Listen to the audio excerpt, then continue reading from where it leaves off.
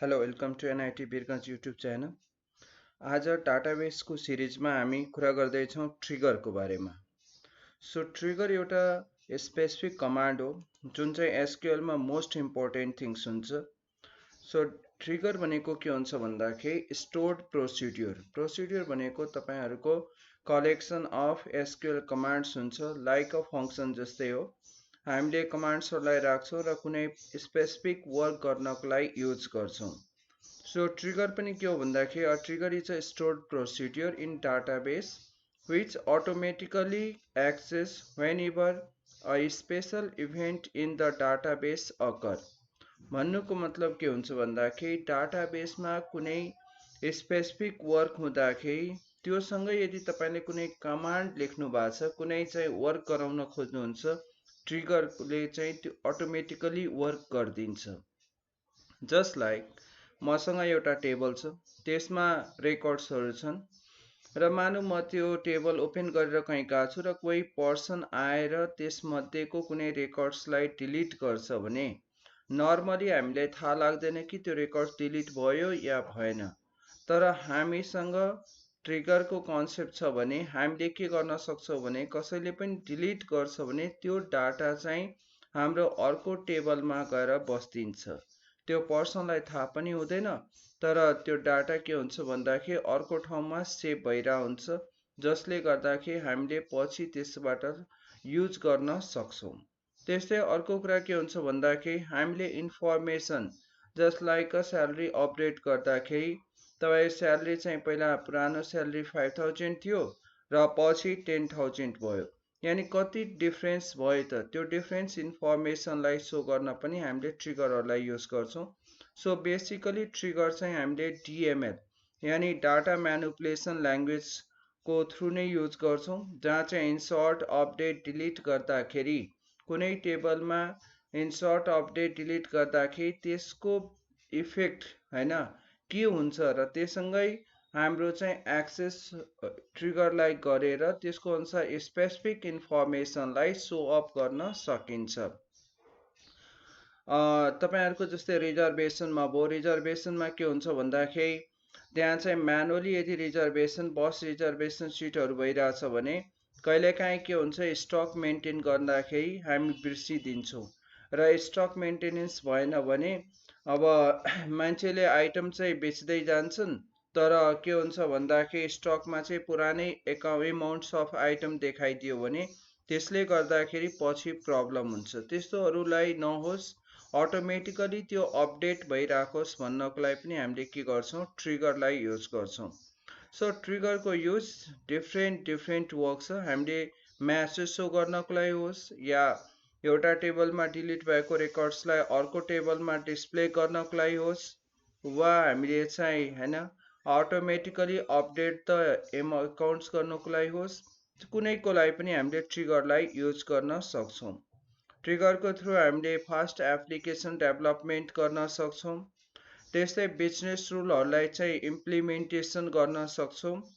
त्यस्तै हैन maintenance business पोलिसीहरू जुन हुन्छ त्यो पोलिसीहरूलाई इम्प्लिमेन्टेसन गर्न सक्छौँ। अब ट्रिगरलाई लेख्ने कसरी भन्दाखेरि क्रिएट अर रिप्लेस, यदि फर्स्ट टाइम तपाईको छ भने क्रिएट हुन्छ, यदि तपाईको अलरेडी बनेको छ ट्रिगर भने त्यसैमाथि रिप्लेस गर्नको लागि रिप्लेस किवर्ड युज गरेको। So create or replace trigger, then after trigger name हुन्छ। बिफोर अर आफ्टर यानी तपाईको जुन एक्सन परफर्म गर्नुहुन्छ इन्सर्ट अपडेट डिलिट, त्यो गर्नुभन्दा पहिला या त्यो एक्सन परफर्म गरिसकेपछि कुन समयमा चाहिँ ट्रिगरलाई इफेक्ट गराउने हो त, बिफोर अर आफ्टर त्यो हामीले सेट गर्नुपर्ने हुन्छ। देन आफ्टर कुन टेबल माथि र हरेक रोको लागि हो भने हरेक रोको लागि, देन आफ्टर ट्रिगरको बडीमा के कुरा डिफाइन गर्नु छ त्यो कुराहरूलाई इन्डिकेट गरिन्छ। सो यसरी हामीले चाहिँ ट्रिगरको सिन्टेक्सलाई युज गर्छौँ। जस्तै हामीसँग एउटा ट्रिगरको इक्जाम्पल के छ भन्दाखेरि हामीसँग एउटा टेबल छ, employee number, name, address and salary छ।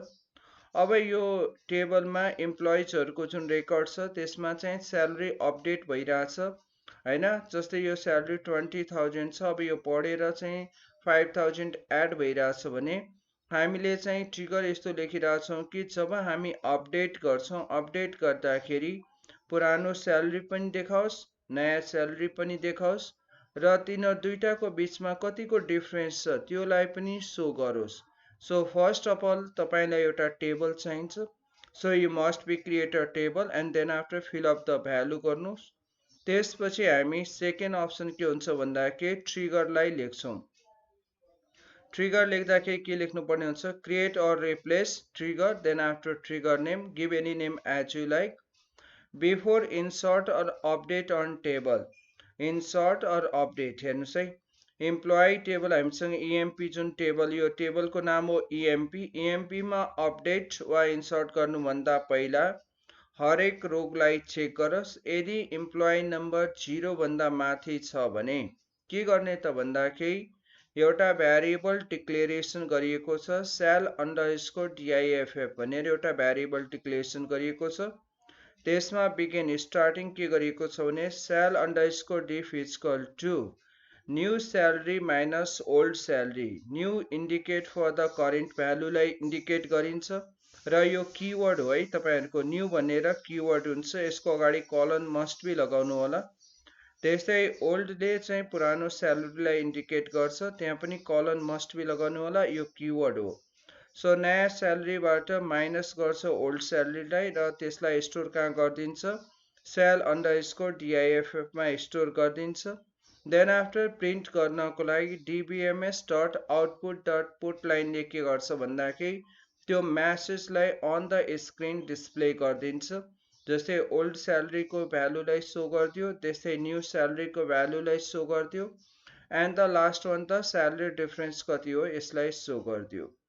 सो यो तपाईहरुले ट्रिगर लेखिसकेपछि you must be run this one and after complete then after update गरिदिनुस्। अपडेट गरिसकेपछि जब तपाई टेबलमा आफ्नो रेकर्डलाई अपडेट गर्नुहुन्छ, when you update you see there is the automatically display the message what's your the current salary, what's the previous salary, and what is the difference between the current salary and the previous salary। यो इन्फर्मेसनलाई तपाईले हेर्न सक्नुहुन्छ। So एउटा यो example हो ट्रिगरको। त्यस्तै अर्को example ट्रिगरको हामीले गरिरहेछौँ के भन्दाखेरि तपाईले एउटा टेबल क्रिएट गर्नुस्, लाइक अ स्टुडेन्ट टेबल छ जसमा रोल छ, नेम छ र एड्रेस दिइरहेछ, यहाँ चाहिँ भ्यालु फिलअप छ। तपाईले अर्को टेबल क्रिएट गर्नुस् है, ठिक छ, same structure of the table तर भ्यालु फिलअप नगर्नुस्। यानी हामीसँग एउटा टेबल छ जसमा चाहिँ भ्यालु फिलअप गरिएको छ र अर्को टेबल छ जसमा चाहिँ भ्यालु फिलअप गरिएको छैन तर स्ट्रक्चर चाहिँ सेम टेबलको हुन्छ, यानी रोल त्यस्तै हुन्छ, नेम छ र एड्रेस हुन्छ। अब हामीले ट्रिगर क्रिएट गर्छौं र यसको काम के छ भन्दाखेरि यदि हामीले यहाँबाट रेकर्डलाई डिलिट गर्छौं यो टेबल 1 बाट भने त्यो रेकर्ड अटोमेटिकली गएर चाहिँ टेबल 2 मा गएर सेभ भएर बस्दियोस्। सो यसको लागि हामीले के लेख्छौं भन्दाखेरि create or replace trigger then after trigger name before delete on student, यानी स्टुडेन्ट टेबलबाट डिलिट हुनुभन्दा पहिला फर इच रो हरेक रोलाई बिगिन के गर्ने त भन्दाखेरि इन्सर्ट इन्टु SS2, यो हाम्रो टेबल नेम हो है, सेकेन्ड टेबल।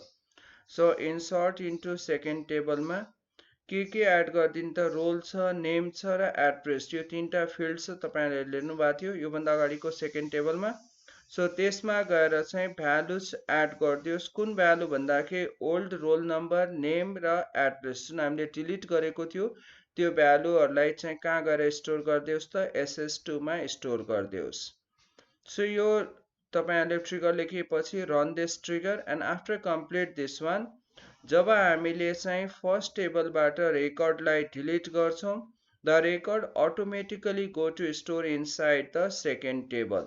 यसरी हामीले चाहिँ युज गर्छौं and check for this one by using the select asterisk from table second table name गएर हेर्ने त्यहाँ छ कि छैन भने चेक गर्न सकिन्छ।